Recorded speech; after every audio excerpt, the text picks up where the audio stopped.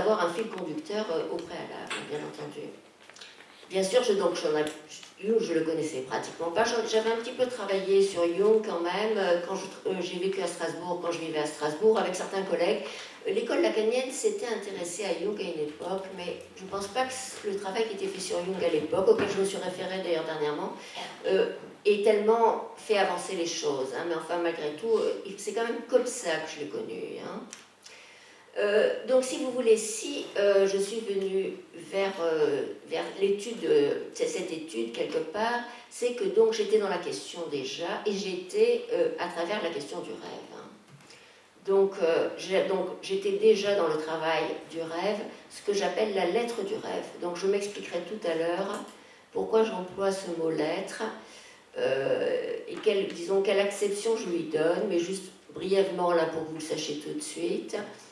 Pour moi, le terme lettre, c'est le couple déplacement-condensation freudien, mais c'est aussi le couple déplacement-condensation revisité un petit peu par un certain nombre de textes lacaniens concernant la lettre, l'itourateur par exemple,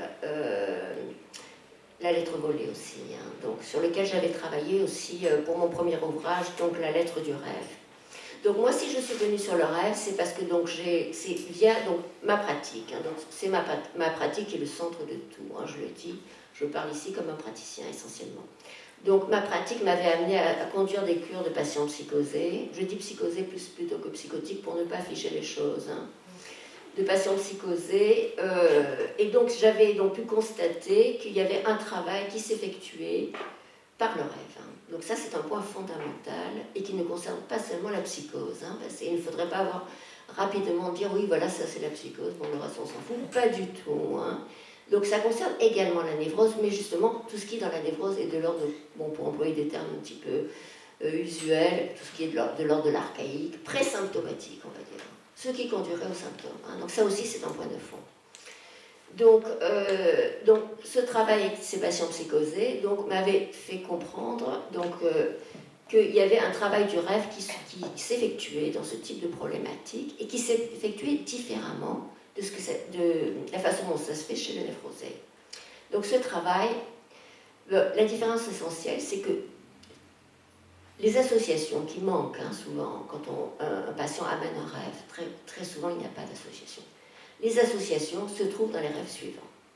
Donc c'est ça le point de fond, qui est simple mais qui est fondamental. Donc les associations se trouvent dans les rêves suivants. Cela veut dire que les rêves se nouent les uns aux autres pour les patients psychosés et pour les autres, pour tout le monde. Hein. Et donc cette découverte, hein, si vous voulez, inhérente à ma pratique, bon, je l'ai utilisée dans ma pratique ultérieure, dans la transcription systématique des rêves. Hein. Donc c'est comme ça que je travaille. Donc voilà, c'est là-dessus, donc c'est parce que j'étais là-dedans que, ouvrant un jour l'autobiographie de Jung, à une occasion un petit peu de hasard, si on peut dire, je me suis aperçue donc, que les rêves qui sont présentés dans l'autobiographie de Jung, dont vous avez des exemplaires là, donc, ces rêves, je pouvais les mettre en série, justement, je pouvais tisser le fil qui les relie, du fait que j'avais déjà expérimenté cette question au préalable. Donc voilà, si vous voulez, donc, pourquoi et comment, si vous voulez, je me suis intéressée à Jung. Hein. Donc, dans un deuxième temps, après avoir travaillé donc, sur la question du rêve dans la psychose, voilà. Donc, donc là, j'ai choisi aujourd'hui, si vous voulez, de vous présenter de façon, on va dire, intriquée, mais c'est délibéré, à la fois la trajectoire de Jung, donc sa biographie, hein, je vais vous donner des éléments biographiques, mais aussi le trajet de ses rêves et son élaboration théorique. J'ai choisi de faire comme ça parce que pour moi, je considère que l'élaboration théorique, bien entendu, d'un analyste est complètement solidaire de son parcours analysant. Donc c'est pour ça que j'ai choisi de faire cette présentation, on va dire, un petit peu intriquée. Hein. Et dans un deuxième temps, je viendrai un petit peu aux élaborations ultérieures de Jung et à celles de Freud après la rupture, hein, puisque comme je vous l'ai dit dans l'argument, Jung et Freud donc, vont poursuivre un dialogue dont la correspondance fait état. Alors malheureusement, il paraît que la correspondance est épuisée, hein, je viens de l'apprendre là, donc elle n'est pas à la vente là, donc contrairement à ce que j'avais demandé, il semble qu'il n'y en ait plus. Donc la correspondance donc, fait état du débat Freud-Jung, mais le débat Freud-Jung évidemment se poursuit par la suite dans l'élaboration des deux hommes, de façon disjointe, mais malgré tout, quelque part, ils se parlent, hein, je pense. Hein. Voilà. Donc ça, c'est un petit peu préambule un peu long, mais nécessaire pour que vous compreniez un petit peu quel est un petit peu le fil de ce travail. Donc voilà, donc je vais en venir aux éléments biographiques. Donc quelques éléments, parce qu'on ne peut pas comprendre non plus les rêves sans ces éléments biographiques. Hein. Donc Jung naît en 1875 au bord du lac de Constance en Suisse. Donc vous voyez qu'avec Freud, il a 25 ans de moins, donc c'est son cadet, hein, donc il est dans ce rapport malgré tout, forcément un petit peu de différence qu'induit l'écart d'âge, auquel se surajoute évidemment la personnalité de Freud qui commence à être connue à l'époque, mais à peine hein, quand même. Hein. Je vous parle à ce moment-là des années 1905, 8, 10, jusqu'à la rupture en 1913. Donc, alors, Jung naît donc à ce presbytère parce que son père est pasteur. Hein, donc ça, c'est un élément très important sur lequel je vais revenir et qui explique justement l'intérêt que Jung va présenter à tout ce qui touche à la question du religieux. Mais un religieux très particulier, qui n'est pas du tout de la mystique, hein, loin de là. Je vais expliquer un peu plus en quoi consiste le rapport au religieux de Jung. Donc, alors je signalais parmi ses ascendants son grand-père, qui est un chirurgien d'origine allemande, qui s'appelait Karl comme lui, une très forte personnalité, devenu doyen de la faculté de médecine de Bâle quand même, et qui crée dans les années 1850 un établissement pour enfants handicapés mentaux qui prônait des méthodes psychothérapiques. C'est quand même extrêmement original à cette époque. Donc à côté du grand-père, et donc ça c'est beaucoup un petit peu le problème de Jung, la figure de son père, Paul, paraît plus fade. Hein. Donc le grand-père c'est vraiment quelqu'un qui a été très connu à Bâle, donc où la famille Jung va s'installer ultérieurement, et Jung va être élevé à Bâle. Mais donc Paul paraît surtout beaucoup plus pâle et aussi beaucoup plus hésitant, peut-être ambivalent, certainement, oui. Parce que Paul, donc Paul Jung, le père de Jung, fait des études de langue orientale en Allemagne, à Göttingen.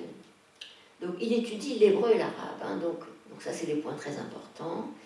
Et il termine ses études par une thèse qui va être rédigée en langue arabe sur un commentaire en hébreu du Cantique des Cantiques, par un érudit karaïte, qui est bon, je ne rentre pas dans les détails, qui est une des branches du judaïsme. Une thèse qui aurait été écrite en arabe, mais avec des caractères hébraïques, puis traduite en allemand. Bon, vous voyez la complexité de l'affaire. Donc, si vous voulez, quand même, Paul, malgré tout, fait preuve de capacités de chercheurs qui sont assez conséquentes. Hein. Donc, mais malgré tout, Jung va le traiter un peu, comme on dit vulgairement, au-dessus de la jambe. Hein. Donc, pour lui, alors, ce qui se passe pour Jung, c'est que donc, le père commence ses études, et puis à un moment donné, il va y renoncer. Il va y renoncer pour des raisons financières. Donc, parce que donc, le père Jung, pour des raisons qui ne sont pas explicitées, donc le grand-père, hein, celui qui a été le doyen de la faculté de Bâle, hein, ne peut plus financer ses études. Il a beaucoup d'enfants, hein, donc il a plusieurs mariages, etc. Mais il est obligé d'y renoncer parce que quelqu'un dans la famille propose une certaine somme à celui des enfants qui va vouloir bien devenir pasteur. Donc vous voyez pour quel type de raison il accepte de renoncer à ses études. Donc quelque part, pour Jung, ça passe pas, ça, comme ça arrive assez souvent entre parents et enfants, quand il y a une défaillance du père, bon, c'est souvent mal accepté, et c'est le cas justement de Jung. Donc Paul, le père, donc s'intéresse à l'hébreu bien sûr, puisqu'il a fait des études assez poussées, donc, et ça va devenir un intérêt commun avec celui qui va devenir son beau-père, donc le père de la mère de Jung, Samuel Freisberg, qui est également pasteur, mais un pasteur hébraïsant, spécialiste de l'Ancien Testament, un homme aux idées très avancées, qui est considéré actuellement comme un des précurseurs du sionisme. En effet, donc, il y a eu des congrès. Donc, au début, Herzl, le père du sionisme, aurait rendu hommage à Preiswerk, à Samuel Preiswerk, au cours du premier congrès sioniste de Bâle. Alors tout ça, ça vous donne une espèce de fond historique intéressant pour montrer justement qu'est-ce qui va pouvoir se nouer du transfert à Freud comme juif, évidemment. Hein. Donc là-dedans. Donc pour moi, c'est un des fils conducteurs à la fois du transfert et de l'œuvre, hein, très, très, très, très fort. Hein. Donc les parents, Paul donc, et la mère de Jung, Émilie, vont se marier. Et Jung va naître, alors ça aussi c'est un élément biographique très important, après 3 enfants morts-nés. Hein. C'est le premier enfant vivant, et ça aussi c'est quelque chose qui va beaucoup jouer dans sa problématique, et qui va ressurgir dans le rêve. Hein. Donc par la suite, donc, il naît au bord de la lac de Constance, après le père est muté à Bâle, hein, dans un faubourg de Bâle, où les parents s'installent et où donc Karl va être élevé. Donc la mère de Jung fait un état dépressif à un moment donné, très important, qui justifie une hospitalisation. Et ça aussi c'est un point important parce que Jung à peu près dans les... il est dans la petite enfance à ce moment-là, il est dans les 4-5 ans je crois, dans ces eaux-là. Et le deuxième élément important, c'est quand il a 9 ans, la naissance de sa sœur. La sœur née, il n'a rien remarqué de la grossesse, hein, et on ne lui a rien dit. Apparemment. Hein. Donc cette irruption brutale de la sexualité des parents aussi est un point très important qui va jouer, peut-être même jusque dans les discussions avec Freud. Enfin, c'est une hypothèse, hein, bien entendu, de ma part. Hein. Donc voilà. Ensuite, donc, quand il a 12 ans, il va avoir une série de syncopes, vraisemblablement, on va dire, d'ordre psychosomatique, qui l'oblige à arrêter ses études. Hein. Mais il va reprendre un jour, parce que donc il entend une discussion de son père avec un de ses amis, et il décide quelque part de se ressaisir, alors comment on ne sait pas, hein, mais il reprend à ce moment-là ses études pour ne pas tomber dans ce qu'il appelle la névrose. Hein, parce que pour Jung, il faut bien comprendre que la névrose, c'est ce qu'il faut éviter à tout prix. Alors ça aussi c'est un point important. Hein. Voilà. Et ensuite, le dernier point, c'est que la famille maternelle, si vous voulez, donc la famille Preiswerk, possède dans sa famille beaucoup de médiums et pratiquait régulièrement le spiritisme. Et donc, Karl lui-même, après, a participé à des séances de spiritisme durant sa jeunesse, et il va relater cette expérience dans sa thèse de médecine de la psychologie et de la pathologie des phénomènes dits occultes. Ça aussi, c'est un point important. Donc la familiarité avec ce qu'on peut appeler les esprits va le marquer profondément et va ressurgir aussi dans ses rêves. Donc les esprits étant quelque chose que je considère un petit peu comme une faille de la lignée maternelle, hein, ce rapport aux morts qui ne sont pas vraiment morts. Donc voilà, j'en ai fini de la biographie. Donc je vais en venir maintenant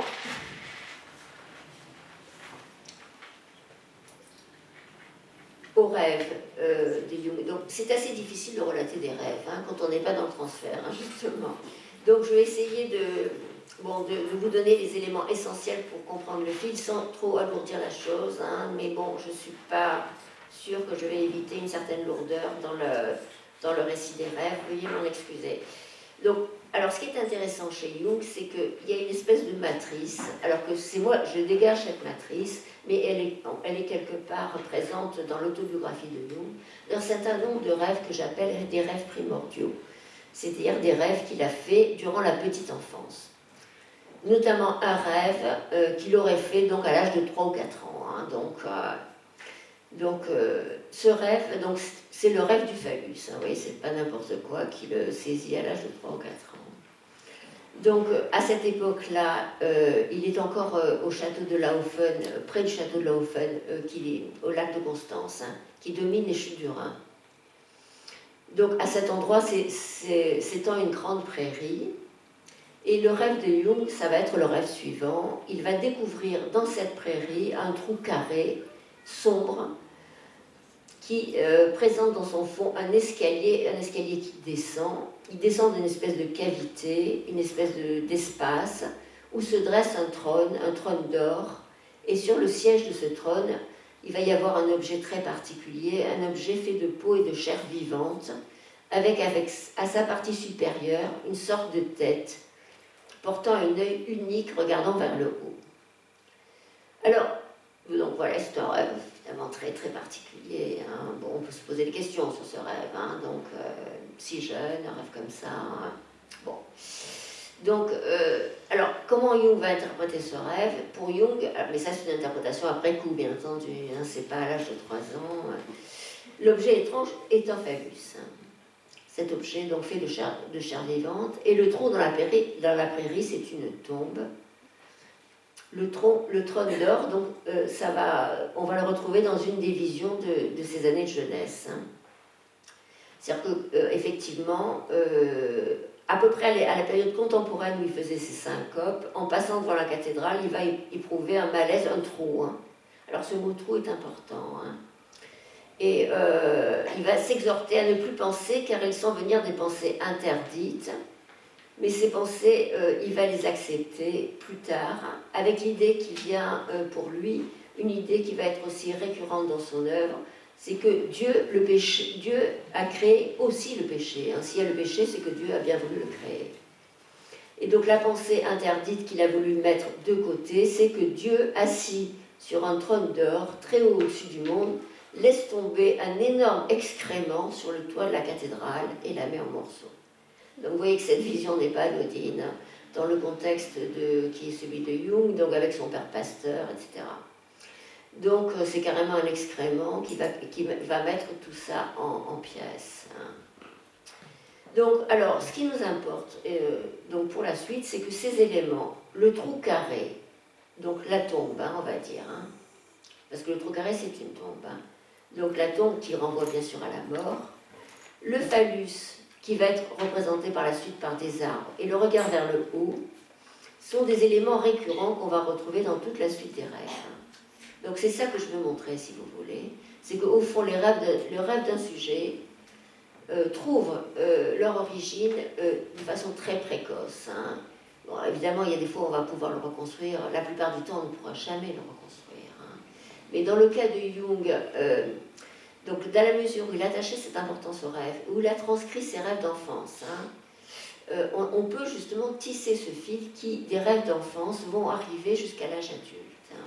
Donc c'est ce que je fais là. Donc en fait, il y a un certain nombre d'éléments. Donc la mort, et plus précisément le couple mort-vie, hein, puisqu'au fond c'est des opposés qui vont se manifester dans les rêves. Le couple mort-vie et sa transposition, sa peut-être métaphorisation en couple sombre-lumineux, donc hein, vous voyez les liens entre la mort et la vie, le sombre et le lumineux. Et donc le phallus arbre, cette histoire de regard vers le haut et vers le bas, on va les retrouver partout.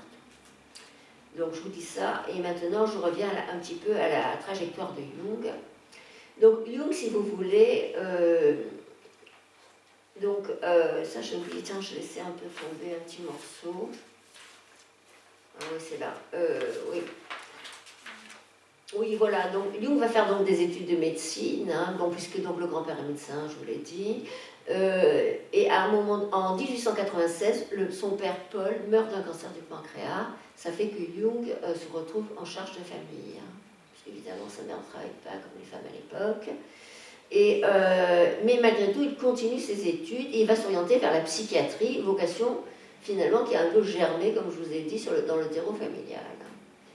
Et en 1900, donc vous voyez, maintenant on est au début du XXe siècle, en 1900, 10 jours après avoir eu son diplôme de médecine, il va se trouver assistant à l'hôpital du Bürgersli à Zurich. Alors, l'hôpital du Bürgersli, c'est pas n'importe quel hôpital, et le service où il va venir travailler, pas n'importe lequel non plus, parce que c'est le service de Eugène Bleuler.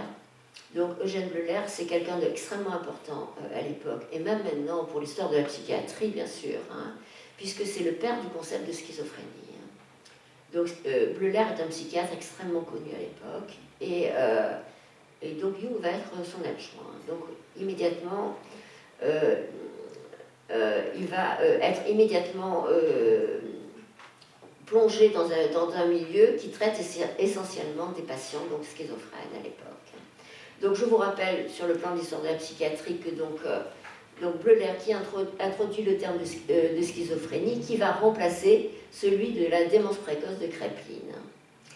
Donc, alors pourquoi il introduit ce terme Bleuler? Alors il faut savoir qu'il y a un lien très important entre Bleuler et Freud, et ça aussi on ne le sait pas beaucoup, hein. C'est des choses qui sont passées un peu à la trappe, et que pour ma part j'ai envie de revisiter un peu dans le détail, hein. Puisque donc Bleuler et Freud vont entretenir une correspondance, hein, donc, qui a été donc éditée, hein. Et donc Bleuler lui-même est influencé par Freud, hein, et le concept de schizophrénie est influencé par les travaux freudiens. Bon, ça, il n'y a pas grand monde qui le sait malheureusement, hein. Donc pour Bleuler, si vous voulez, la pierre angulaire de sa pensée, c'est que les patients sont atteints d'un processus de... Ce ne sont pas des déments, hein, comme pourrait le faire entendre le terme de démence précoce de Kraepelin, mais ce sont... les malades sont atteints d'un processus de dislocation qui désintègre leur capacité associative. Alors c'est ça le point de fond. La schizophrénie est essentiellement un trouble associatif. Alors vous voyez là tout de suite le lien qu'on peut faire bien entendu avec la psychanalyse freudienne, dont le moteur est bien sûr les associations. Alors donc Bleuler va donc s'intéresser aux associations, il va introduire au Burgosli le test des associations, puisque donc le symptôme fondamental de la schizophrénie est le relâchement des associations, et va confier ce travail à Jung. Donc Jung va appliquer une méthode qui va un petit peu combiner des tests d'association de la psychologie expérimentale de l'époque, d'un type très connu aussi à l'époque, Wundt, hein, mélangés évidemment aux apports freudiens. Donc les tests d'association de Jung, si vous voulez, vont donner lieu à un ouvrage extrêmement intéressant de mon point de vue, qui s'appelle Psychologie de la démence précoce, hein, très intéressant. Bon, et voilà. Donc, alors dans son introduction déjà, donc Jung lui-même, si vous voulez, a lu Freud, hein, à l'époque. Hein, donc là, on est en... Attendez. Donc voilà, Psychologie de la démence précoce, c'est en 1910, je crois. Ou 1908, j'en rappelle plus maintenant. Bon, enfin par là. Et donc, si vous voulez, donc la trompe de toute l'interprétation des rêves paraît en 1900. Donc, vous voyez, donc c'est dans ce milieu-là qu'il élabore Psychologie de la démence précoce, hein, dans cette mouvance de cette époque. Hein. Donc, mais donc dans son introduction, donc il veut déjà montrer son indépendance vis-à-vis de Freud, bien qu'il fasse donc son éloge. Hein. Et à l'époque, il faut savoir quand même que Freud était très controversé. Hein. Donc, si vous voulez, Bleuler et Jung lui ont apporté un drôle de soutien à ce moment-là. Hein. Bon, après, évidemment, les choses ont complètement basculé. Hein. Mais donc, à cette époque, ce n'est pas le cas du tout. Hein.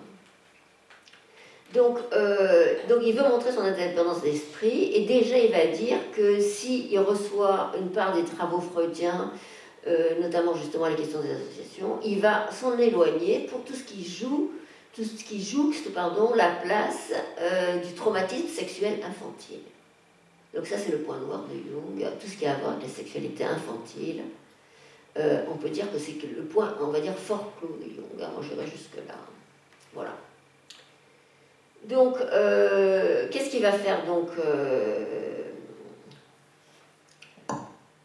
Jung? Donc, il va mettre en place donc ce test.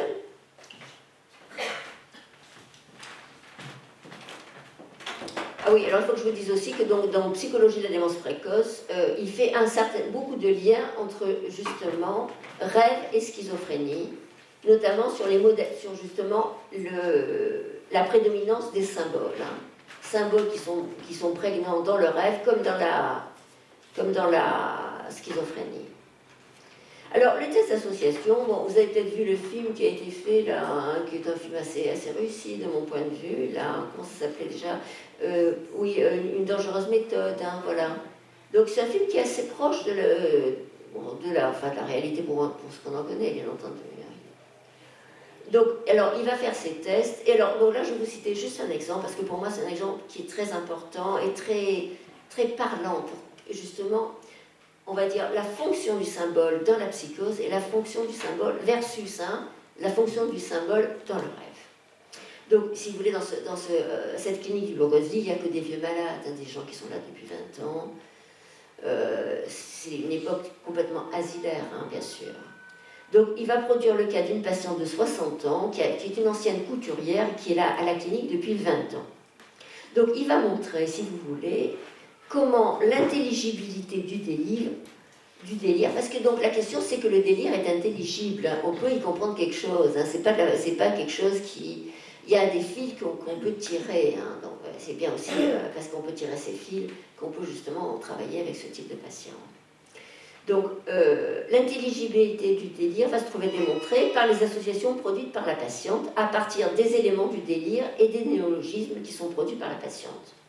Donc si vous voulez, ce que fait Jung, c'est qu'il va prendre un mot du délire ou un néologisme, dans ce cas-là c'est un mot du délire, il va le proposer à la patiente et il va demander à la patiente d'associer. Alors c'est pas inintéressant, ça ne donne rien sur le plan thérapeutique, hein, absolument rien, c'est clair, hein, mais ça permet de capter un certain nombre de choses. Hein. Donc la patiente se prend pour Socrate, hein, bon voilà. La patiente donc a l'habitude de dire « je suis Socrate ». Donc Socrate, ce que va faire Jung, c'est que Socrate va être utilisé comme mot inducteur pour les tests d'association. Alors ce qui va ressortir de ça, c'est que la patiente s'identifie à son insu, hein, donc c'est ça aussi le point important, à Socrate, sur la base d'au moins 2 traits. Donc j'amène là tout de suite la question de l'identification, hein, et de l'identification à un trait qui est un des points importants de mon travail, vous le verrez par la suite. Donc le premier trait, cette femme pense qu'elle est la meilleure couturière, elle est un sage ou un professeur dans sa spécialité. Donc comme Socrate, si vous voulez, elle est détentrice d'un certain savoir.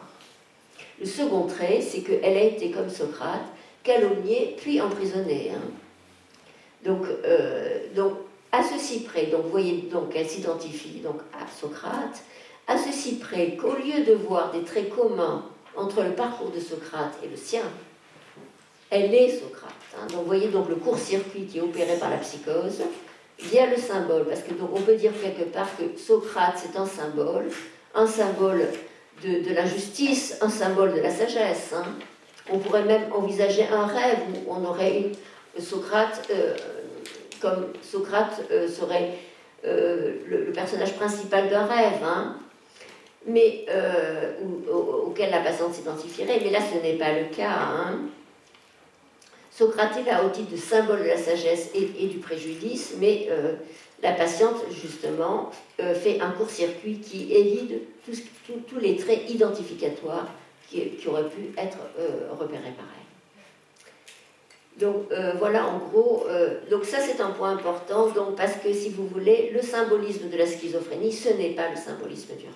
Hein. Donc le symbolisme de la schizophrénie, il n'est pas accessible comme tel, alors que le symbolisme du rêve est accessible par l'interprétation du rêve, justement par l'élection des traits qui ont présidé au symbole du rêve, hein, parce que ce qui nous intéresse dans l'interprétation du rêve, c'est justement via quel trait le patient, justement, s'identifie au personnage du rêve. Hein.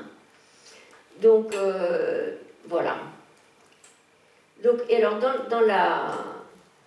Bon, j'ai beaucoup de choses à dire, il va falloir que j'en enlève la moitié, je pense. Donc, non, on a le temps. Non, mais j'ai énormément de... Je me rends compte que je vais très lentement, mais bon, je ne veux pas être non plus trop... Bon, on va voir, bon, je peux prendre mon temps. On a le temps. Bon, d'accord. Parce que oui, là j'ai déjà extrêmement réduit, mais bon, j'ai une certaine tendance à l'exhaustivité, je m'en excuse. Bon. Donc, alors, dans le même... Non, je vais un peu plus vite quand même, mais je vous dirai, je vais rien laisser de côté. Donc, dans le même ouvrage, donc Psychologie de la démence précoce, Jung va faire état d'un rêve qu'il attribue à un patient, mais en fait c'est un rêve à lui, hein, donc on le saura plus tard. C'est le rêve des chevaux. Donc ce rêve, si vous voulez, va reprendre déjà la matrice. Je vous en entendez, parce que des fois je suis un peu... Il va reprendre la matrice que je vous ai signalée déjà, Morphy. Hein. Donc il voit des chevaux hissés à une hauteur indéterminée. Donc vous voyez, on a ce mouvement vers le haut. Ça, c'est très important. Et pour moi, si vous voulez, ce mouvement vers le haut ou vers le bas, c'est quelque chose qui reprend dans le rêve la problématique narcissique, hein, ou vers le haut et vers le bas. Donc là, vous voyez, on monte. Hein. Les chevaux sont hissés à une hauteur indéterminée. L'un d'eux, harnaché de courroie, il est monté comme un paquet, mais une des cordes va se rompre, elle va laisser tomber le cheval dans la rue. On le croit mort. Il est mort. Hein. Finalement, il n'est pas mort. Hein. Vous voyez comment ça commence, les revenants. Il n'est pas mort, il se relève et s'éloigne au galop. Il traîne derrière lui un lourd tronc d'arbre. Vous voyez, donc l'équivalence phallus-arbre, c'est Freud, pardon, excusez-moi, c'est Freud qui va la relever dans la correspondance. Il va dire là, le tronc d'arbre, est-ce que c'est pas un équivalent du phallus? C'est Freud va dire. Il va traîner derrière lui un tronc d'arbre, mais malgré ça, il avance très vite, trop vite. Hein, il y a une espèce. Alors, ça, c'est quelque chose de la pulsion qui est réveillée par le rêve. Quelque chose qui va trop vite. Très important, ça aussi. Mais à ce moment-là, qu'est-ce qui se passe? Un petit cavalier monté sur un petit cheval va se mettre devant lui, il va le ralentir. Et puis après ça, on va avoir un fiacre qui va rouler au pas, qui va le ralentir encore plus. Donc Jung est soulagé, donc dans le rêve, le danger est écarté. Donc il y a quelque chose de je pense, très pulsionnel, une vitesse excessive. Et puis donc il y a donc la première apparition d'un rêve de l'âge adulte du couple mort-vivant. Quelque chose que vous croyez mort, et en fait vivant. On peut l'entendre aussi comme le réveil de la pulsion, parce qu'il y a des rêves qui vont aller dans ce sens plus tard. Donc, alors, les associations de Jung, hein, je vais un peu plus vite là-dessus. Donc Jung, à l'époque, il est freudien, donc, hein, quand même. Hein, donc il s'intéresse quand même à un certain nombre de choses. Et donc il va relever que le cheval, ça va le faire associer aux mines. Alors mine en allemand se dit Bergwerk. Et à l'époque, les chevaux travaillent dans des mines. Bon, c'est une association qui lui vient. Donc il faut savoir que Berg, c'est la montagne, en allemand c'est la montagne, et que Werk, c'est le travail. Alors, d'ailleurs, il faut aussi souligner que la famille, le patronyme maternel, ça c'est quelqu'un qui me l'a fait, moi je ne l'avais pas vu parce que je ne connais pas l'allemand. Le patronyme de la mère, c'est Preiswerk. Hein, donc on a Werk dans le patronyme maternel et Preis, c'est le prix, hein, le prix du travail. Donc Jung c'est quand même un très gros bosseur, hein, il travaille. Hein. Donc, et Berg, la montagne aussi, c'est pas du tout anodin, puisque donc on retrouve un petit peu l'histoire du haut et du bas hein, dans la montagne. Mais donc à l'époque, alors ça c'est toujours les associations de Jung, sa femme est enceinte et ils ne peuvent pas voyager. Ah oui, c'est ça. Donc si vous voulez, Berg, ça évoque son désir d'excursion en montagne et voyage, mais sa femme est enceinte et ils ne peuvent pas voyager. Hein. Voilà. Donc Berg, c'est aussi pour lui s'élever par le travail, un symbole de cette idée. Mais il y a aussi d'autres associations qui sont beaucoup plus sexuelles, car le cheval au galop lui évoque un certain tableau où il y avait un cheval en rute, etc. Et le petit cheval du fiacre ressemble à un cheval d'enfant. Alors ça, c'est assez important aussi, parce que ça lui rappelle également une femme enceinte, aperçue quand il était enfant, et il s'était dit, ne porte-t-elle pas un petit cheval sous ses vêtements?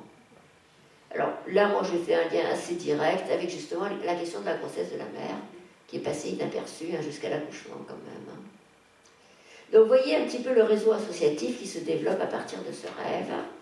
Donc le couple, ce que j'appelle le couple mort-vivant, hein, le cheval comme donc l'enfant, hein, on peut dire l'équivalence cheval-enfant hein, à la Freud, hein, si on veut. Voilà, en gros. Hein. Donc ce livre, la psychologie de la démence précoce, c'est le point d'amarrage du transfert Freud-Jung. Donc quand ce livre paraît, Jung l'envoie à Freud et c'est le point de départ de la correspondance. Donc Freud est très intéressé par le livre. Donc il va à ce moment-là donc lui dire, ils vont commencer à échanger des lettres et c'est là où donc il va proposer à Jung l'équivalence tronc d'arbre pénis.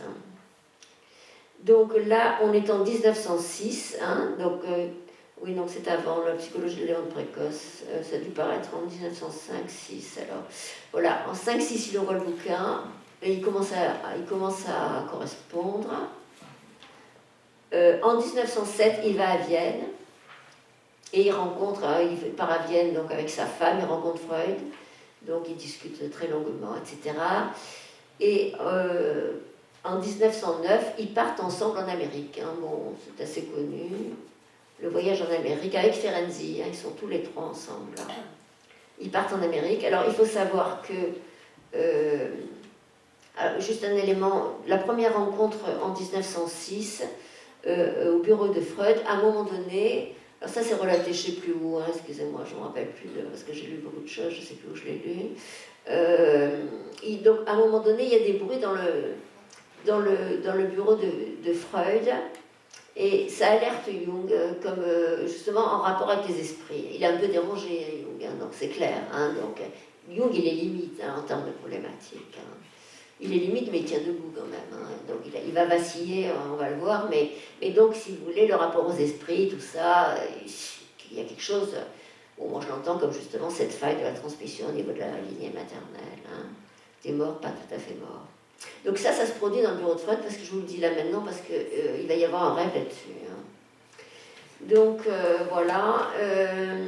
Donc en 1909, ils partent en Amérique ensemble.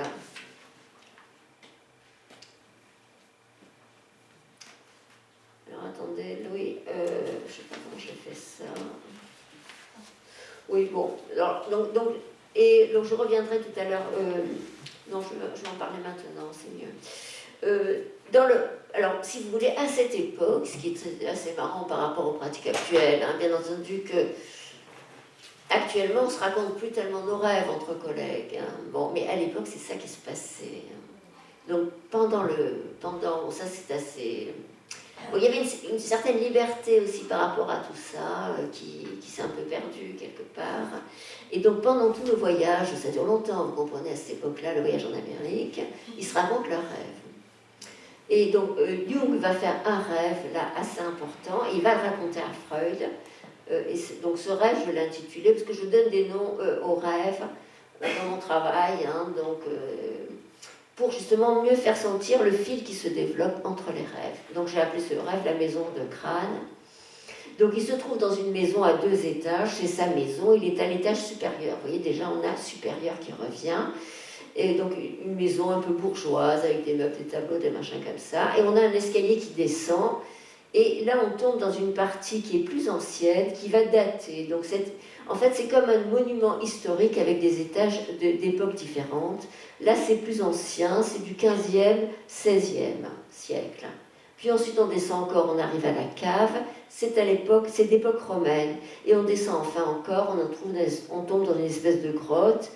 Et là, il y a des débris de vases, comme on peut trouver quand on fait des fouilles, des machins comme ça, vestiges d'une civilisation primitive. Et il va découvrir aussi 2 crânes humains. Et ça provoque un réveil. Donc le réveil du rêve n'est jamais anodin. Si on se réveille par un rêve, c'est qu'il y a un élément réel, hein, un élément qui n'a pas pu justement donner lieu à élaboration. Hein. Donc en fait, c'est quelque chose de la mort. Et des 2 crânes, alors pourquoi 2 crânes justement? Ça va faire l'objet d'une discussion avec Freud.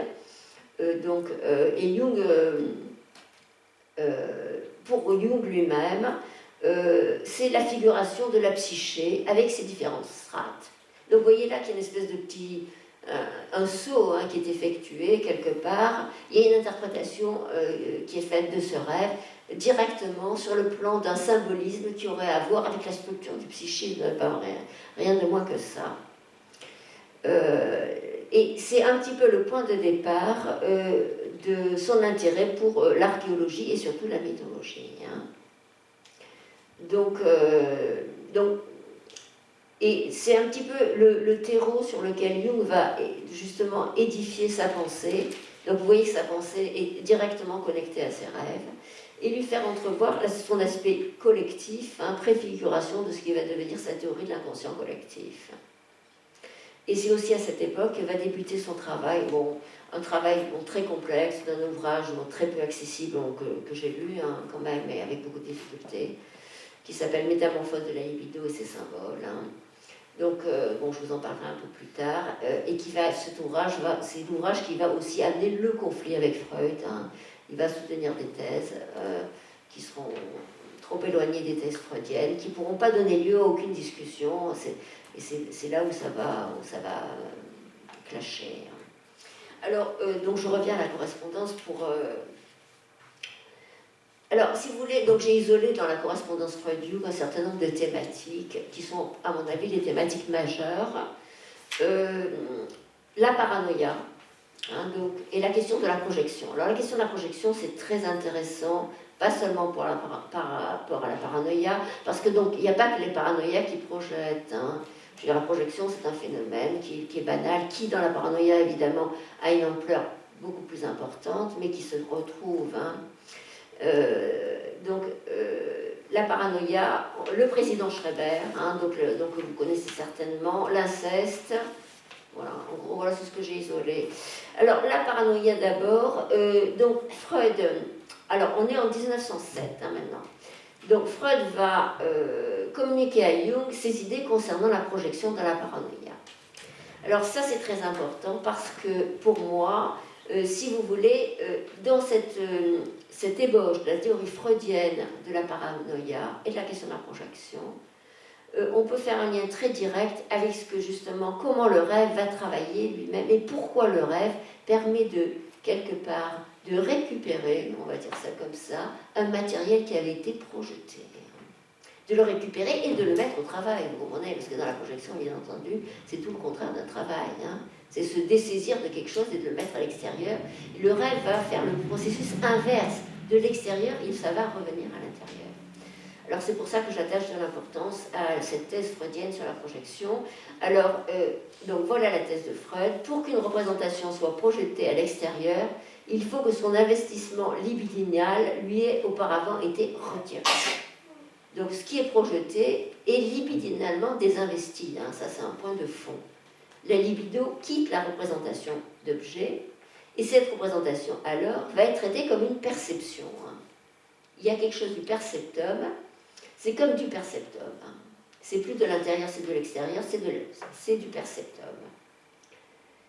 Et il va plus loin, donc de ce fait, donc, elle est projetée vers l'extérieur et il va rajouter un élément important, c'est l'investissement libidinal qu'il a désigné comme intérieur. Donc en gros, on a la chose suivante, à l'intérieur, c'est forcément libidinalisé. Alors ça nous intéresse donc par rapport au rêve qui justement va reprendre certains éléments il va pouvoir travailler dessus. Donc cette perception, donc cette représentation, poursuit encore Freud, a le caractère d'une perception qui peut alors être élevée, dans certains cas évidemment, au rang d'hallucination. Et il va rajouter encore l'hostilité entre l'objet et la perception endogène du désinvestissement libidinal. Donc si on désinvestit libidinalement quelque chose, eh bien, on le perçoit comme mauvais. Hein. Bon, mauvais, donc vous voyez, donc, on est justement dans quelque chose d'un peu ce qu'on peut qualifier d'archaïque, hein, le bon objet, le mauvais objet, etc. Et c'est à ce point-là que va travailler le rêve, dans sa réintégration d'éléments perceptifs, éventuellement projetés, et donc délibidinalisés. Hein, d'ailleurs, Freud va poursuivre, c'est pour ça que... Donc pour introduire le narcissisme, hein, c'est les prémices de ce qui va être développé après la rupture pour introduire le narcissisme. Alors bon, Jung, lui a aussi son mot à dire, je m'éloigne du micro, si vous n'entendez pas, vous me le dites. Hein, Jung a aussi son mot à dire sur la schizophrénie, sur la paranoïa, pardon. Attendez, je l'ai mis ça. Là, j'ai changé mon ordre, du coup, je ne me retrouve plus. Oui, c'est là. Il va intervenir sur la paranoïa également, Jung, pour dire qu'il considère que les psychoses sont des isolements protecteurs qui ont échoué, contrairement à l'hystérie. Hein. Et que l'hystérie, par exemple, fait toujours des tentatives de ce qu'il appelle raccord, et que la paranoïa, par contre, a renoncé à cela. Alors Freud va aller dans son sens, il va approuver les remarques de Jung, il va ajouter qu'il est le seul qui puisse donner un peu du sien. C'est-à-dire qu'en fait, Freud, il apprécie chez Jung, quelque part, c'est que Jung, il a du répondant, vous comprenez, c'est aussi ça. Hein. Parce que c'est bien joli d'élaborer, on a envie que les gens vous répondent quelque chose. D'ailleurs, j'espère que moi, vous allez me dire des choses après. Hein. Parce que c'est ça. on apprécie ça. Donc Jung, il dit des trucs, vous voyez, donc il a un interlocuteur, vous voyez. C'est ça quand même. Hein. Bon, je pense aussi à Lacan qui se place sans arrêt dans ses séminaires, mais vous ne dites jamais rien, vous ne dites jamais rien, vous voyez. Donc il a besoin d'un interlocuteur, hein, donc il ne faut pas hésiter à dire des choses. Hein. C'est de la ce qui se contredit, c'est de ce qui se contredit qu'on part pour dire. Hein. Je veux dire, s'il y a des choses qui ne collent pas, il faut le dire. Hein. C'est de là qu'on part pour élaborer. Hein. Donc lui, il apprécie ça chez Jung quelque part. Bon, il va l'apprécier jusqu'à un certain point, vous allez me dire, parce que quand il va s'éloigner trop de lui, il ne va plus l'apprécier du tout. Hein. Mais en même temps, à ce stade-là, hein, qui est un stade un petit peu très transférentiel des deux côtés, ils s'aiment beaucoup, ils se trouvent géniaux les uns des autres. Donc si vous voulez, à ce stade-là, c'est extrêmement apprécié. Hein, voilà. Donc... bon voilà, alors attendez, il faut que je me repère un peu mieux parce que dans mes papiers, c'est Schreber.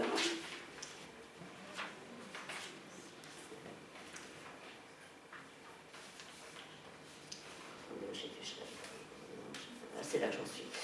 Donc 12, oui c'est ça.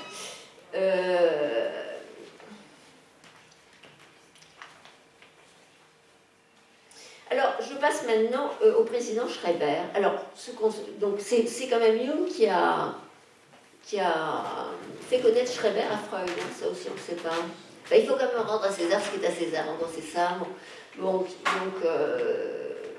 alors évidemment Freud en a fait beaucoup de choses, hein. Donc Jung n'en a rien fait d'ailleurs de Schreber, hein. Mais c'est lui qui lui a fait connaître. Hein. Alors, donc Freud travaille donc sur Schreber et ça donne lieu à un certain nombre de discussions donc dans la correspondance. Hein. Alors, ce qu'il faut retenir, enfin moi ce que je retiens en tout cas de Schreber, c'est que Freud procède à une série d'interprétations dans une veine qu'on pourrait dire inverse de celle de Jung. Parce que qu'est-ce qu'il va faire Freud dans Schreber? Il va réduire une série de symboles, hein, je vais rappeler lesquels, à leur origine, selon lui, à savoir les membres de la famille de Schreber. Donc il va procéder ainsi à une véritable traduction de la langue fondamentale, hein, vous savez que c'est comme ça qui a été qualifiée la langue propre à Schreber. Donc, alors je fais une petite citation de Freud de la correspondance. Fléchig le père, alors Fléchig le père, le Dieu, le soleil, hein, équivalent à la Freud, hein, tout ça, est une série relative au complexe du père. Le moyen Fléchig fait allusion aux frères décédés. Les royaumes de Dieu antérieurs, alors, donc je ne sais pas si vous vous souvenez de ça, dans Schreber, les saints en fait, sont les femmes de la famille, les royaumes de Dieu postérieurs, les fesses, sont le père et sa sublimation, le Dieu. Alors, donc là, moi j'aurais quelque chose à dire là-dessus, vous voyez. C'est-à-dire que Freud a tendance, d'après moi, hein, parce que bon, Freud a été ce qu'il est, mais enfin, malgré tout, il n'a pas forcément tout dit. Hein. Freud, d'après moi, il va un peu vite là-dessus, parce que, si vous voulez, les royaumes de Dieu antérieurs, les saints, c'est quand même les saints, hein, c'est pas forcément les femmes de la famille. Vous voyez, donc il va un peu vite entre quelque chose de l'objet pulsionnel à celui qui l'incarne, la mère par exemple. Hein. Donc le sein, ou par contre, ou par exemple les fesses, toute la série anale si on veut, au père. Hein. Donc si vous voulez, parce que je dis ça pourquoi? Parce que c'est important justement dans le rêve, dans la psychose. Ce qui intéresse le rêve, c'est le trait pulsionnel. Hein. C'est pas le fait qu'il soit porté par le père. D'ailleurs, nous, ce qui nous intéresse dans la psychanalyse aussi, c'est ça. Je veux dire, là où il y a des défauts de transmission, c'est par rapport à un trait pulsionnel qui n'a pas été élaboré. Bon, c'est celui du père ou c'est celui de la mère. Le travail du rêve va porter sur le trait pulsionnel. Donc c'est pour ça que moi, je trouve qu'il va peut-être il va un peu vite sur ça. Donc, alors, je reviens donc là-dessus. Ah oui, il dit aussi Freud, hein, donc la caractéristique de Dieu, à savoir qu'il ne sait manier que des cadavres et ne connaît rien à l'homme vivant, cette caractéristique est une satire sanglante de l'art médical du père, hein, qui est médecin donc. Voilà, donc on est là au cœur de la question selon moi. La langue schreberienne, la langue fondamentale, parle par symboles. Ces symboles constituent pour Freud des métaphores des différents éléments du complexe de castration, notamment la relation de Schreber à son père, dont la figure de Dieu constituerait une sublimation. Mais bien entendu, et c'est toute la question, ces métaphores ne sont considérées en rien comme des métaphores par Schreber. Hein. C'est bien ça le problème, il ne faut pas l'oublier. Hein. Donc c'est pour ça que, si vous voulez, pour moi, le fait justement de faire apparaître dans la métaphore le trait pulsionnel, c'est que du trait pulsionnel, on va pouvoir faire quelque chose par le rêve. C'est ça le truc. Hein. Alors Freud va citer, donc, il cite dans son Schreber, à plusieurs reprises Jung. Il va rendre hommage à ses travaux sur la démence précoce, notamment le fait d'avoir reconnu dans le délire les traces d'anciens investissements objectaux. Alors ça, c'est aussi très important. Dans le délire, on a les traces d'anciens investissements objectaux. Ça veut dire que ces traces, donc il y a des résidus, hein, des investissements objectaux, puisque finalement l'objet va être abandonné. C'est de ça sur lequel il va revenir pour introduire le narcissisme. Mais on a des traces. Le problème de ces traces, c'est qu'elles vont dans le délire. Et le délire, on ne peut rien en faire. Rien. Par contre, le rêve, on peut en faire quelque chose. Donc si ces traces reviennent dans le rêve, c'est ça ma thèse fondamentale. Hein. Ces traces reviennent dans le rêve. Et pour tout le monde, attention, hein, pas que pour le psychosène. Donc ces traces, à ce moment-là, dans le rêve, on va pouvoir en faire quelque chose, parce que le rêve, il va les élaborer, vous comprenez ? Bon. Donc c'est pour ça que, vous voyez, ce fil-là, tout ce fil tracé à cette époque-là, pour moi, est très très intéressant, vous voyez, voilà. Donc, alors je continue historiquement. Donc, entre-temps, il a été... Ah oui, alors, donc j'ai peut-être sauté quelque chose. Entre-temps, a été créé l'Internationale psychanalytique, hein. Bon, puisque donc, Freud, donc, à l'époque, décide de faire cette association, hein, parce qu'en fait, Freud, bien sûr, veut promouvoir la psychanalyse. Donc, quelque part, évidemment, on ne peut pas le critiquer là-dessus, mais en même temps, le fait de promouvoir ça va donner lieu à toutes sortes de problèmes, de déchirements institutionnels qu'on connaît bien et qui sont toujours présents dans nos institutions, hein, qui constituent aussi une question très importante sur laquelle il y aurait lieu de beaucoup travailler encore maintenant. Hein. Donc à l'époque, l'Internationale est créée, et qui c'est le président? C'est Jung. Hein. C'est-à-dire que Freud a suffisamment à l'époque confiance en lui, il fait suffisamment cas de Jung pour lui proposer d'être président, c'est quand même pas rien, hein, bon, évidemment.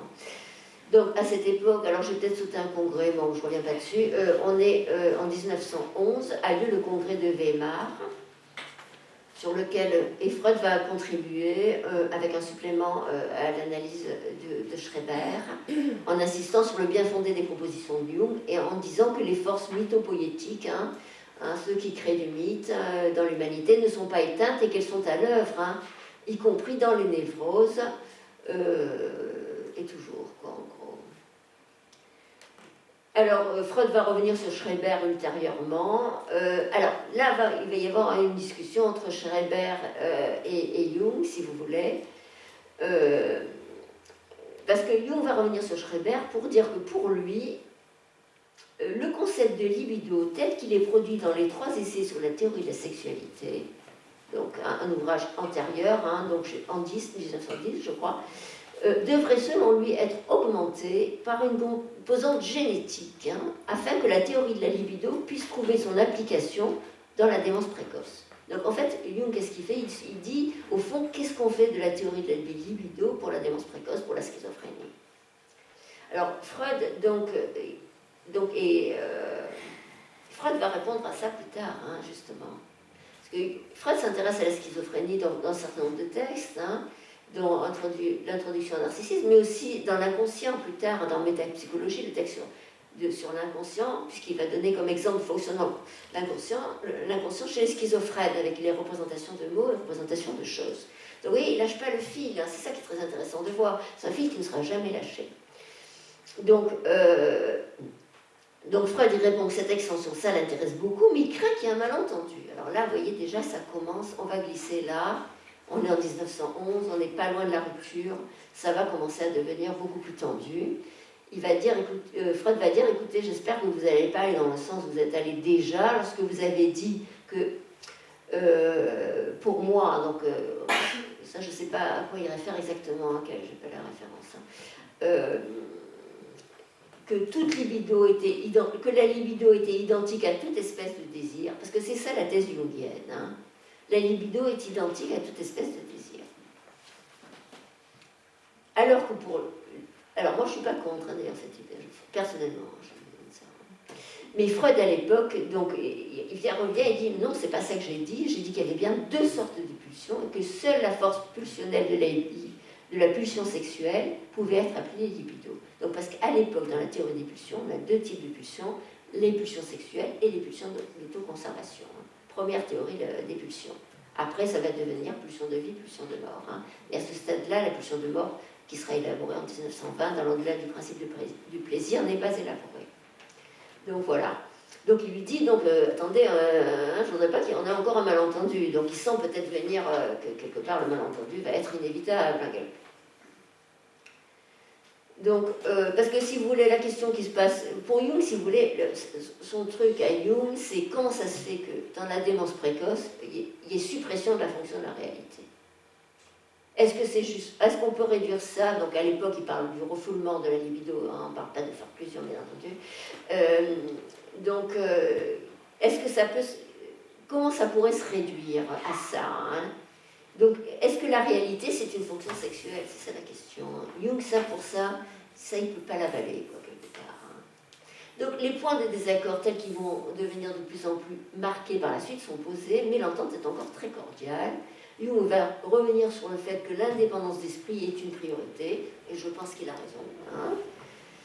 Il va s'en expliquer en citant un de ses ouvrages favoris, le Zarathustra de Nietzsche. Voilà. Alors ensuite, troisième point de discussion, l'inceste. Alors il faut voir que donc, là maintenant Freud est en train d'élaborer Totem et Tabou.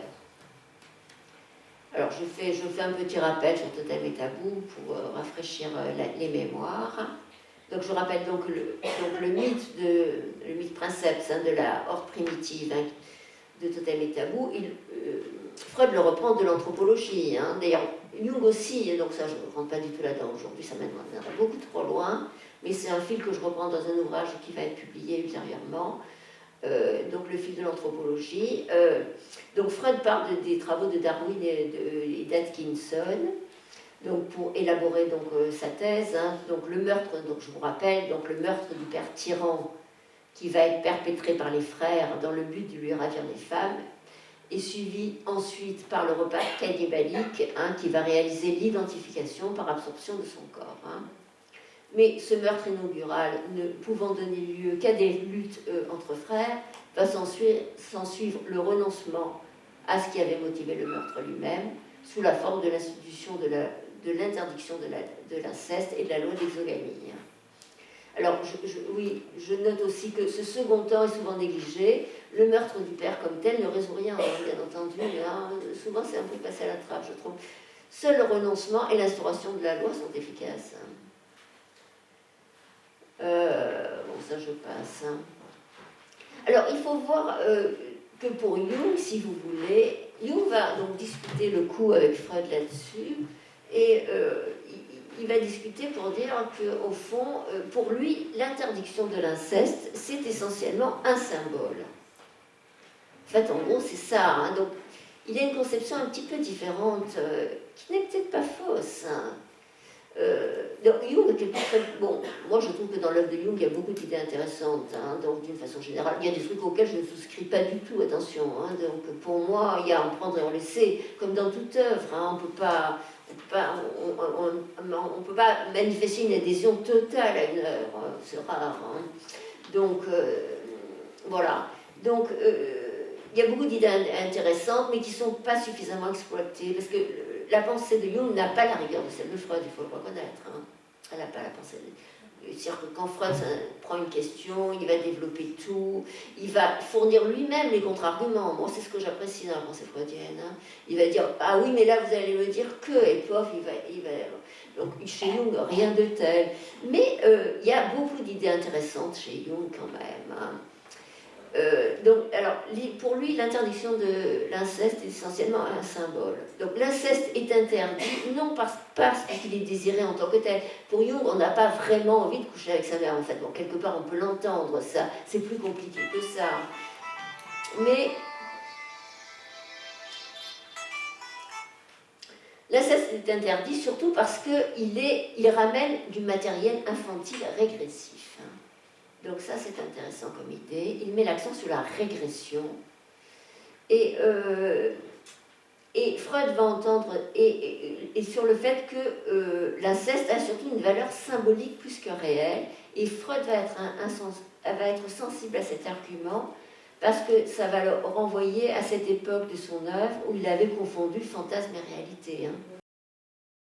Il va dire effectivement, là, il y a peut-être quelque chose à entendre de ce que me dit Jung.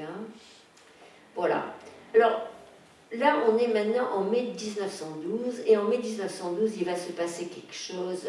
Donc, le terrain est un peu... Bon, c'est plus comme avant, on va dire. Voilà. C'est plus comme avant, mais c'est pas encore dramatique. On n'est plus dans le grand amour, quoi, c'est ça. Donc, on commence à s'apercevoir des différences, quoi. Bon, c'est un peu ça. Donc, en mai 12, il va se passer un truc un épisode qui a été appelé le geste de Kreuzlingen, qui va marquer le début de la période de rupture entre Freud et Jung, et cette rupture, donc, elle va s'étaler entre 1912 et 1915. Donc Kreuzlingen, c'est quoi? C'est donc parce qu'il y a un autre personnage dont je n'ai pas le temps de parler, qui est Binswanger. Donc il s'est ensuite orienté vers la phénoménologie, qui est très connu pour son œuvre phénoménologique.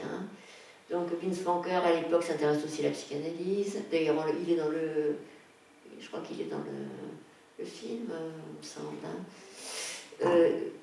Donc Freud, qu'est-ce qu'il fait? Il va voir Binswanger, qui habite Kreuzlingen, sur le lac de Constance. Donc le lac de Constance, c'est pas très loin de... Donc Jung, là, il est à Zurich, donc il est plus à Bâle. Mais entre Zurich et Kreuzlingen, c'est pas loin. Donc Jung est choqué qu'ils viennent pas le voir. En gros, des trucs aussi simples que ça, vous voyez, ce genre de choses, qui, dans un bon climat d'amitié, ne pose pas problème. Dès qu'il y a des problèmes, tout ça c'est ressenti négativement, tout le monde sait ça, bien sûr. Donc c'est quelque chose qui n'a rien à voir avec la théorie psychanalytique. Là, c'est quelque chose de... Il est vexé, quoi. Peut-être jaloux de Binswanger, enfin, j'en sais rien. Donc il ne fait pas l'effort de venir voir Jung, quoi. En gros, c'est ça. Donc Freud va s'expliquer, il va dire non, j'avais pas le temps, etc. Bon, mais en face, ça passe pas quand même.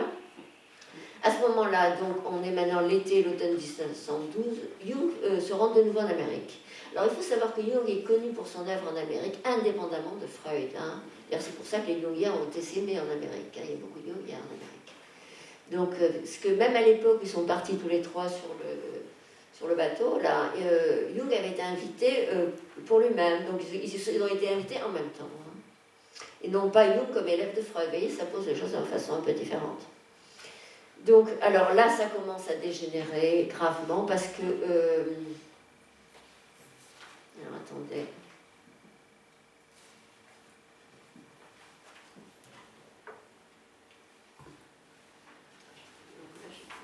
On met deux fois, donc ça, je vais... Ah non, ça non.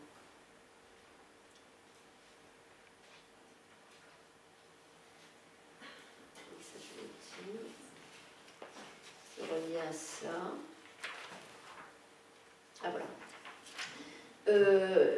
Oui, voilà. Alors, quand il revient d'Amérique, qu'est-ce qu'il va dire à Freud?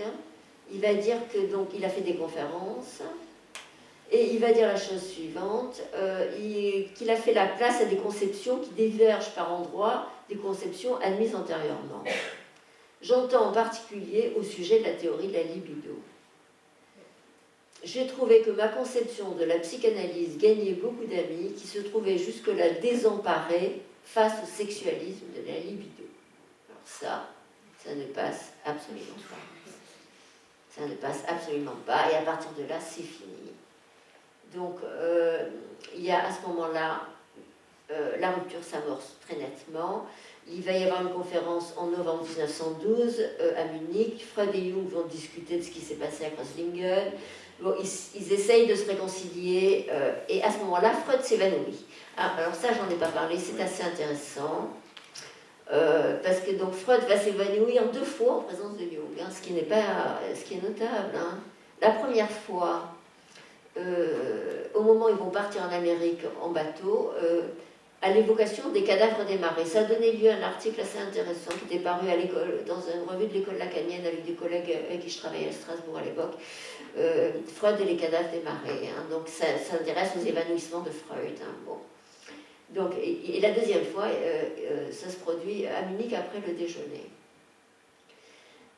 À ce moment-là, donc Jung lui envoie la deuxième partie des Métamorphoses, et à ce moment-là, Freud va porter un jugement négatif sur ses écrits,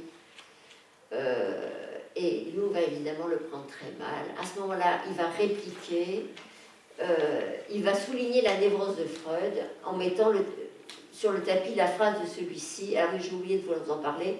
Lors du séjour en Amérique. Hein. Parce que, donc, à un moment donné, quand ils sont sur le bateau en Amérique, Freud va ne pas vouloir raconter un rêve. Et, parce qu'il avait peur de perdre... il dira à ce moment-là, non, je crains de perdre mon autorité. Et ça, pour Jung, ça passe pas. Donc, en fait, voilà ce qui se passe dans ce bateau. Finalement, c'est que Jung raconte son rêve et Freud ne le raconte pas. Il ne raconte pas pourquoi, parce qu'il a peur de perdre son autorité en racontant un rêve, en se livrant quelque part, vous voyez.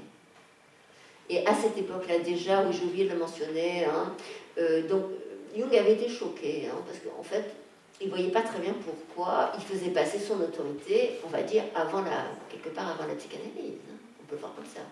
Moi, je suis assez d'accord avec lui, quelque part. Bon, évidemment, on ne va pas raconter sa vie à tout le monde, hein, bien entendu.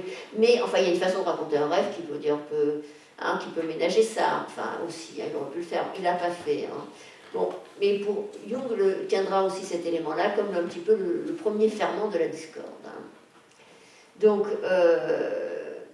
il va aussi reprocher, bon, et ça évidemment c'est un peu vrai aussi, à Freud, et ça a été travaillé par beaucoup de monde hein, maintenant, de se situer en père autoritaire par rapport à ce qu'on appelle les élèves de Freud de l'époque, hein. C'est-à-dire, Jung bien sûr, mais aussi Ferenczi par exemple. Hein. Donc il y a des travaux qui sont parus dernièrement, d'ailleurs, qui s'intéressent au rapport Freud-Jung, Freud-Ferenczi, là. Hein. Donc de se situer en père autoritaire, maintenant ses fils dans la soumission. Bon, c'est pas totalement faux, hein, quelque part. Disons que c'était évidemment compliqué, d'ailleurs ça l'a été aussi pour Lacan, hein, mais c'est pas évident aussi d'avoir affaire à des collègues qui maintiennent un rapport, qui sont des élèves, pas des élèves, plus ou moins des analysants. Il y a une espèce de mélange qui se fait là, même si Freud n'avait pas les collègues n'étaient pas franchement d'analyse avec lui, mais enfin il y avait une espèce de multiplicité de rôles, de mélange quelque part, hein, qui donnait lieu évidemment à pas mal de problèmes. Hein. Donc il lui reproche ça, donc ça dégénère alors là complètement. Et le 3 janvier 1913, Freud propose à ce moment-là à Jung la rupture de leur relation privée. À ce stade-là, on n'en est que là. Mais bon, ça va s'aggraver encore. On va avoir un congrès à Munich en septembre 1913. Jung est réélu comme président quand même, mais beaucoup de membres présents vont s'abstenir pour éviter qu'il soit élu à l'unanimité, vous voyez. Donc déjà. Ensuite, en octobre 1913, Jung écrit à Freud qu'il a appris qu'un des collègues, Meder, quelqu'un qui était dans la mouvance à l'époque, doutait de sa fidélité. Il va démissionner du Jahrbuch, alors je ne vous l'ai pas dit, donc c'est le périodique hein, qui avait été créé à l'époque, hein, le premier périodique analytique. Et peu de temps après ça, Jung va chercher sa femme. Donc là, on est en octobre 1913. Jung va chercher sa femme et ses enfants à Schaffhausen, une localité près de Zurich. Et dans le train, il est alors envahi de visions. Hein. De visions, alors ces visions, donc si vous voulez, c'est le début de la période de crise, d'une décompensation de Jung. Hein, voilà. Donc, alors, ça on le sait maintenant, si vous voulez, pourquoi on le sait plus nettement, c'est parce que on a eu un autre, donc si vous voulez, un autre ouvrage est paru et a été traduit en français très récemment, c'est le Livre rouge. Il a été traduit en français en 2011, hein, donc vous voyez, ça fait donc 8 ans. Donc, c'est donc extrêmement récent. Bon, je crois que c'est, pour moi en tout cas, c'est ma thèse. Hein. Jung a fait une décompensation, il a fait un moment psychotique à ce moment-là. Mais un moment, hein, si on veut une bouffée délirante, quelque chose dans ce genre-là. Bon, c'est pas un schizophrène, Jung, hein, pas du tout. Hein. Mais, et là, c'est le début de cette décompensation à ce moment-là. Donc, je pense qu'on peut tenir, pour ma part, je dirais ça. Pour moi, je le tiens pour certains, hein, à la lecture du livre rouge. Hein. Puisque, donc, si vous voulez, le livre rouge et les mémoires et Souvenirs, rêves, pensées, l'autobiographie de Jung, ce sont les deux ouvrages majeurs sur lesquels je me base dans mon travail, le cas Jung, hein, l'ouvrage donc, qui est paru fin 2017. Hein. Voilà. Donc, vous voyez, c'est des éléments qu'on a récemment, parce que si vous voulez, dans le livre rouge, bien entendu, la famille ne voulait pas faire paraître le livre rouge, justement pour ne pas montrer ça. Mais en fait, bon, voilà. Après, ça, donc, moi, je pense qu'ils ont bien fait, si vous voulez, parce que, si vous voulez, Jung a su sortir de sa crise tout seul, hein, et notamment par le travail du rêve, c'est mon avis, c'est ma thèse. Hein, et donc, il n'y a pas de honte à montrer qu'il a décompensé à ce moment-là, parce que donc justement, c'est avec la fragilité de chacun que nous travaillons, il ne faut pas l'oublier, et la nôtre, hein, ne l'oublions pas ça aussi. Hein. Donc, je veux dire, la psychanalyse doit pouvoir soutenir ce qu'elle soutient à partir de ça. Hein. Voilà. Donc, alors, dans le train l'amenant à Schaffhausen, il est envahi de visions, donc je vais vous détailler un peu plus loin, des visions de flots, hein, de flots d'eau, des flots de sang submergeant la Suisse. Alors, pour terminer avec le lien Freud-Jung de l'époque, donc en avril 14, donc, il décompense fin 13, on va dire. Il est très mal, hein, donc là il doit faire des conférences à droite à gauche, il craint de sombrer dans la schizophrénie, il ne sait pas s'il va s'en sortir, enfin bon, ça va très très mal. Mais c'est là où il commence à écrire donc, le livre rouge, hein, je vais vous expliquer un peu ce que c'est. Donc c'est un écrit, des écrits, et il relate quelque part un peu ce qui le traverse. Hein, donc, des écrits et des dessins, hein, puisque ça a donné lieu à une exposition, certains l'ont vu, au musée Guimet à Paris, une très belle exposition dont on peut voir, j'ai amené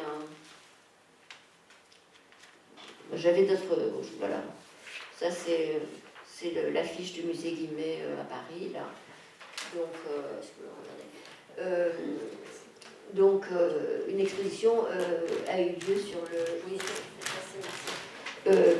a eu lieu en 2011, hein, au moment où le livre rouge est paru, au musée Guimet, qui montrait donc des œuvres de Jung, puisque donc le livre rouge, l'édition originale est illustrée, hein, c'est une très belle, bon, c'est en vente dans le commerce à un prix relativement élevé, dans les 150 €, mais sinon il y a le livre rouge, qui est le livre sans les illustrations, qui est un livre plus banal évidemment.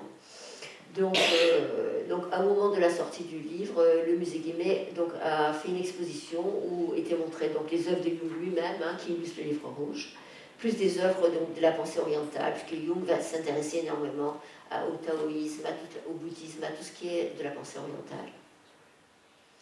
Donc en 14, en avril 14, il va démissionner de la présidence. Hein, et la dernière lettre de Jung à Freud va dater de 23, donc des années après, au moment où Jung lui adresse un patient. Je ne sais pas pourquoi il lui adresse un patient, un juif qui ne voulait pas admettre son judaïsme. Enfin, c'est pas n'importe quel patient. Bien sûr. Alors, voilà. Alors oui, donc je vais passer à la crise. Alors après, je reprendrai un des rêves qui a été fait, qui est important, qui a été fait pendant la période de la correspondance, mais puisque je suis dans la crise, je vais rester dessus. Donc dans cette crise, donc vous voyez, donc, la crise, elle est concomitante de la rupture. Hein. Pour moi, il y a une relation de cause à effet qui est évidente. Hein. Le 27 octobre iront les relations, et c'est en octobre, je n'ai pas la date exacte, mais que quand il va chercher ses enfants, il est en proie à des visions. Alors je ne sais pas si c'est juste avant le 27 ou juste après, mais enfin, vous voyez, donc c'est complètement dans la même période. Hein. Donc c'est ça qui, bon, pour moi, c'est la rupture avec Freud qui déclenche l'épisode. Donc, alors, ce sont ces visions, donc, et le dialogue qu'elle suscite avec ce qu'il va nommer l'esprit des profondeurs. Donc, si vous voulez, le livre rouge, hein, c'est un livre où c'est un dialogue avec l'esprit des profondeurs. En fait, l'esprit des profondeurs, c'est l'inconscient.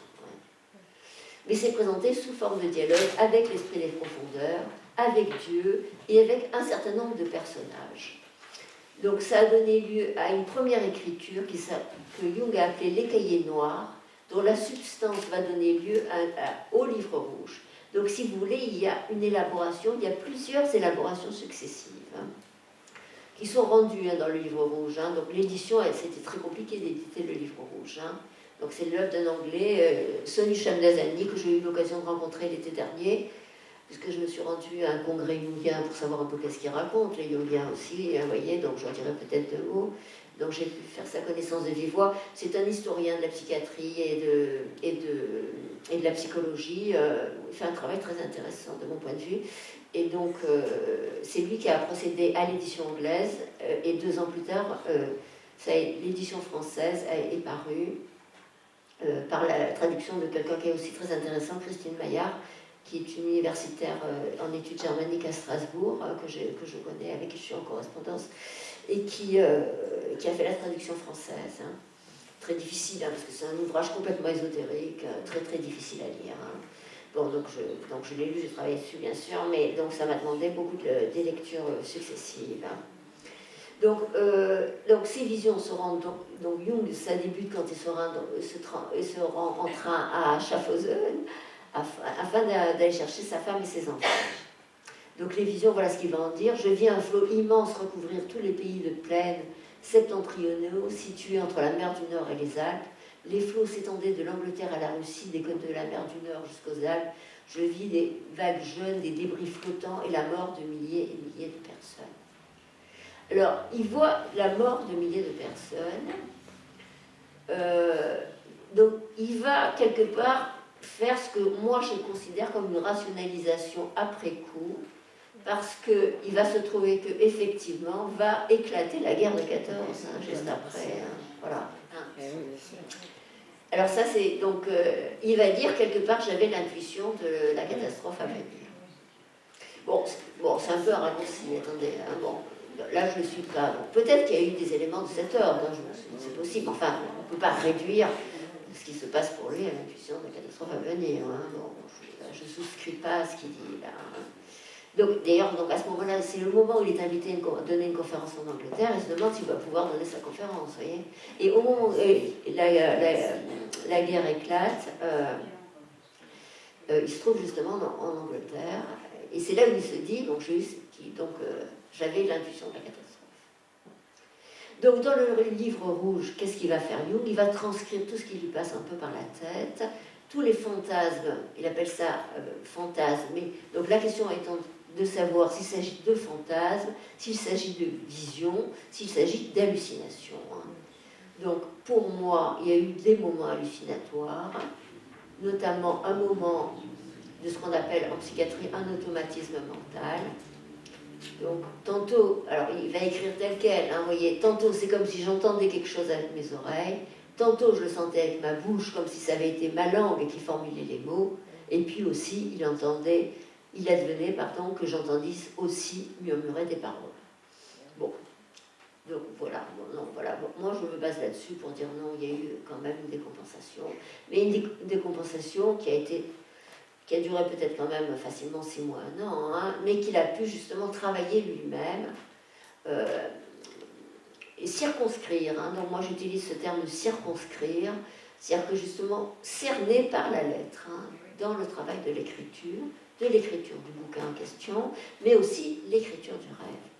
Et alors dans le livre rouge, on a une espèce de translation entre la vision, ce qu'il appelle lui les visions et les rêves. C'est-à-dire que, et ça c'est un élément que j'ai pu retrouver sur le plan de ma clinique de façon régulière, ce sont les mêmes éléments que l'on trouve dans le délire et dans le rêve.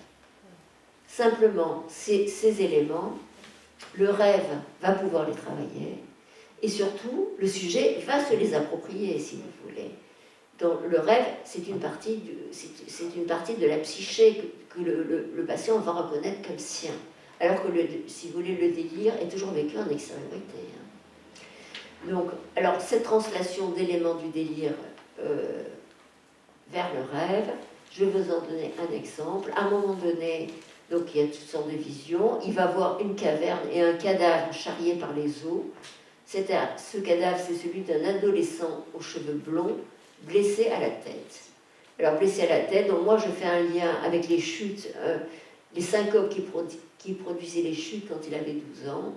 Et donc, une de ces chutes avait produit une blessure assez grave, hein, à la tête, hein, justement.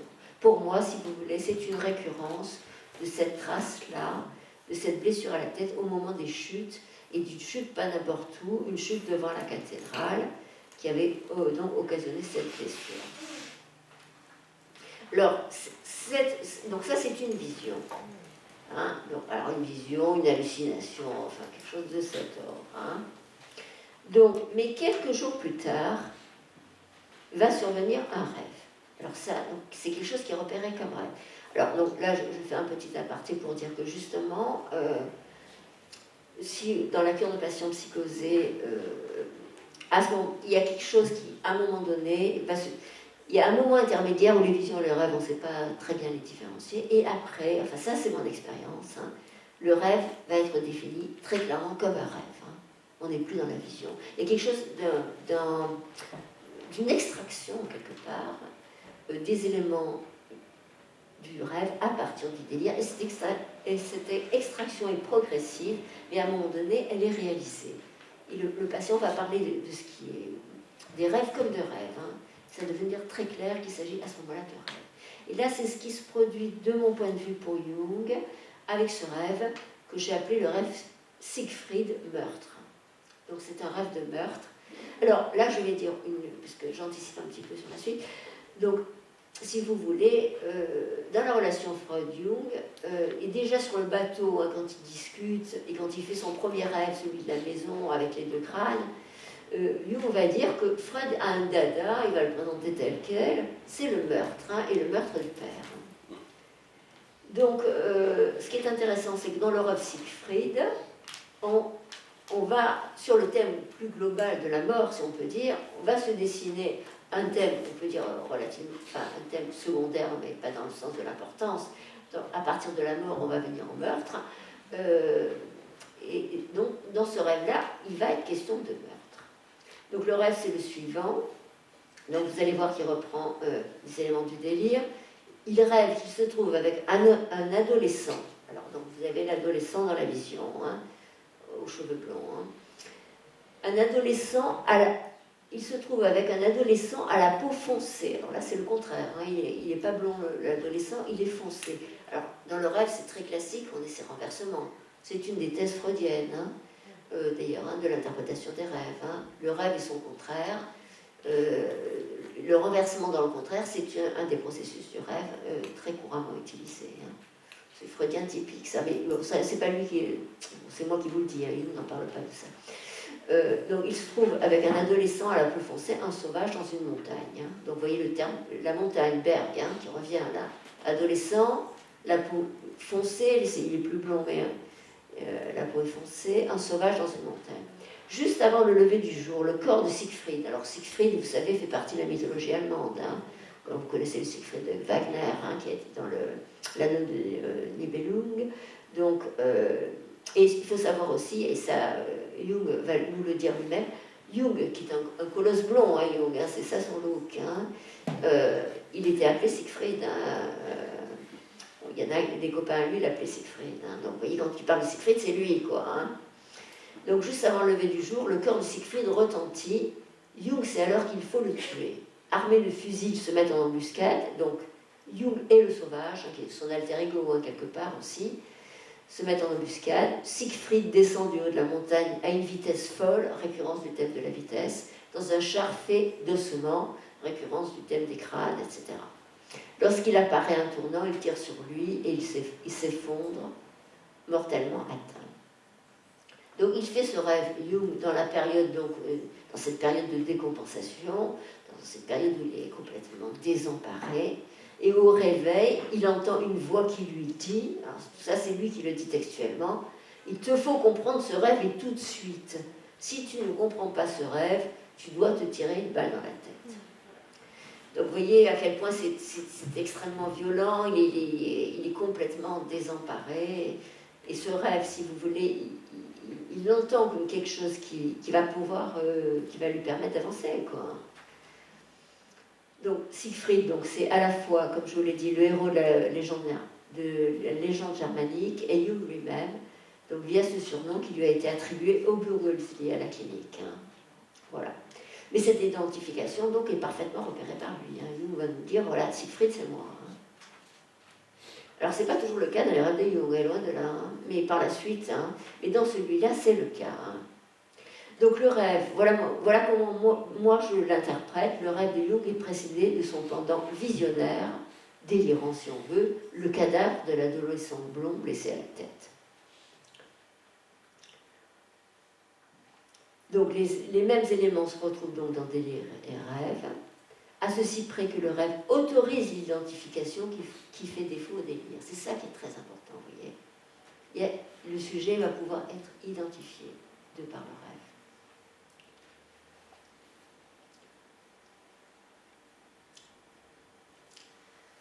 Alors, d'autre part, alors le livre rouge, donc je vous en dis encore quelques mots, hein, je ne vais pas très loin sur le livre rouge, je n'ai pas le temps. Alors, un point très important, selon moi, du livre rouge, c'est que donc, la relation à Dieu, donc, dont on connaît l'importance et l'enracinement familial hein, de cette figure hein, par la biographie. La figure de Dieu va subir dans le livre rouge beaucoup de remaniements. Et elle va aboutir à ce que moi j'appelle une castration divine. Alors, ça doit vous évoquer Schreber, hein, tout ce que je vous dis là. Hein. C'est très schreberien tout ça. Hein. Donc, il se trouve que dans le livre rouge, il se passe des choses un petit peu similaires. Et Dieu, donc il y a tout un tas de mouvements, dont je ne peux pas vous donner le détail, qui vont faire que la figure de Dieu donc, va se modifier et on va assister à l'avènement d'un Dieu qui a perdu son caractère absolu. Hein, son caractère à la fois terrifiant, le Dieu religieux quelque part, hein, son caractère absolu, son caractère aussi peut-être terrifiant, un Dieu relatif. Donc la crise, donc, au total, hein, ce qu'il faut retenir, c'est que la crise et sa résolution impliquent la traversée pour Jung d'un véritable épisode mélancolique, hein, donc il y a un deuil quelque part qui se fait, dont le résultat est l'avènement de ce nouveau visage de Dieu. Alors, ce qu'il faut savoir aussi, c'est que ce Dieu relatif va être repris dans l'œuvre jungienne, et notamment dans un ouvrage qui s'appelle Psychologie et religion, parce que Jung, si vous voulez, fait de la fonction religieuse quelque chose de très particulier. C'est une instance psychique inhérente à la psyché humaine, si vous voulez, qui est constante chez l'homme, hein, qu'il le veuille ou qu'il ne le veuille pas, hein, que ce soit pour le dénigrer comme pour l'aduler, vous voyez. Donc c'est une instance. Et on peut penser que donc c'est la réponse quelque part, c'est la réponse jungienne à la problématique de la mort de Dieu, telle qu'on peut la voir chez Nietzsche par exemple, hein, comme instauration d'un nouveau rapport entre l'humain et le divin. Donc une conception qui s'appuie, mais qui subvertit la conception chrétienne. Quoi. C'est voilà, donc une conception très particulière qui s'appuie sur la conception chrétienne tout en la subvertissant. Donc ça va être un thème de travail majeur pour Jung par la suite.